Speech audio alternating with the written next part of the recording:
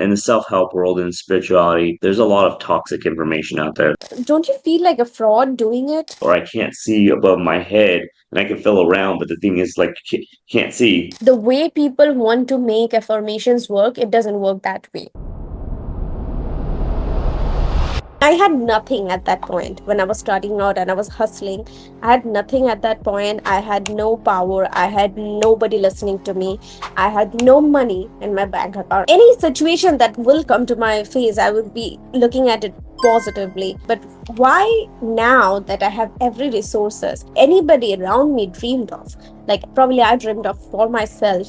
At this age, I seem to have it all. Still, I'm looking at things negatively. Something I do want to tell you is that just like any game, that you want to practice before you even start the game. You want to practice until the game occurs, or you practice your skills and you practice your techniques so that when the actual stresses or stressors do occur, that you're ready. And so every day, mostly before you start the day or before you go to bed or even on your lunch break or throughout the day, whatever your style is or whatever that you prefer to what works best for you, is that you're practicing the positive thing, the positive emotions. If XYZ situation occurs, what will I do? And it's always good to keep that close and very familiar. And I'm talking about within 4 to 5 seconds, you can pull that out, whether it's a notepad in your pocket or whether it's a cheat sheet or whether it's on a note app in your phone or a text or something like that. But practice 6 days a week at least. I would say practice like 2 or 3 times a day, and if you can, as I often say, gamify it, make it like a little quiz of when this happens. The other thing is, if you study yourself, is that you realize that we get predictable, like what is needed for us to stress out. And if you write down all the criteria, it's like maybe I am not in control, or may not seem like I'm in control, or may not feel like I'm in control, that you'll find out that there's many soft triggers. And so when you identify them by writing them down, and you're going to hear that a lot, writing them down and recording them, but having them down, but to know yourself, to learn yourself. You are the expert of yourself generally. And when you know yourself and you can work on your weaknesses and you can work on things that bother you and you know them, then you can just slowly build yourself up. You could do like small levels of exposure therapy and put yourself artificially in situations that will help you get stronger over time, and then from there build up. And so what exposure therapy is, allowing yourself to get exposure or to get access to something that might bother you or you might have a fear of it. And it doesn't have to be necessarily real. It could be just thought of it. It could be imagining it. It could be a visualization. So an example is that if you don't perform well in public speaking, then you just might imagine yourself in a stage and there's only one person that you're speaking to, more like a stuffed animal. And you gradually build yourself up over and over to what you can handle. And then even if it's a challenge, it should be a little bit of a challenge. And you do this frequently. And each time you take it could start from just a visualization to something where you're actually doing it. So most people are afraid of public speaking. So there's an international group called the Toastmasters where you could start really, really small and start speaking to them, supportive people. But then you just consistently work and consistently build from that. You will begin to build resilience, and then you'll get stronger, you'll get better. So that's how I would describe exposure therapy: is consistently and gradually exposing yourself to that which bothers you. In the self-help world and spirituality, there's a lot of toxic information out there, like, oh, you should never be negative. And I'm like, that's not realistic. It's okay if you have a little bit of negativity, because that's normal and that's human. It's just you don't want it to overwhelm you. You don't want it to invade your thoughts and your feelings.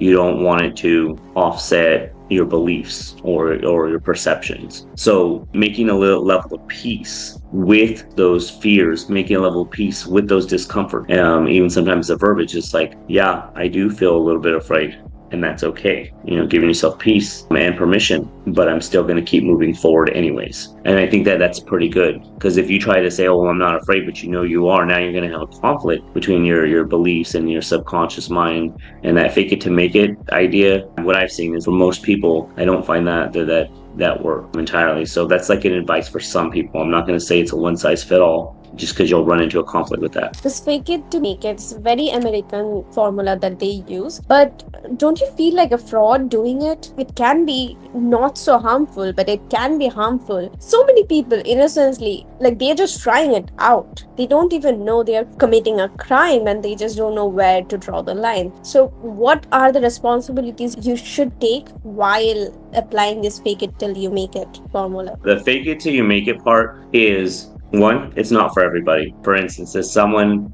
it says, oh, I can repair anything, and they know that they cannot, then if they try to repair something that might need repairing and they make it worse, then that's a problem. Well, then who does that work for? Who does the fake it till you make it work for? I think it's only helpful for people who are in a situation that are at that point with themselves where they can be playful, they could be imaginative. I would say it's something you would want to do with yourself, because anything else or getting other people involved. So, more often than not, we have heard all of the situation. We know it by heart. If somebody comes to us with the same situation, same problem we are having, and asks for a solution, we will have it in our mouth within seconds. When it comes to executing that solution or just remembering when it's your own problem, it just doesn't happen. A lot of the times why it happens is because we're too close to the problem. Like, for instance, rock climbing. I do indoor rock climbing.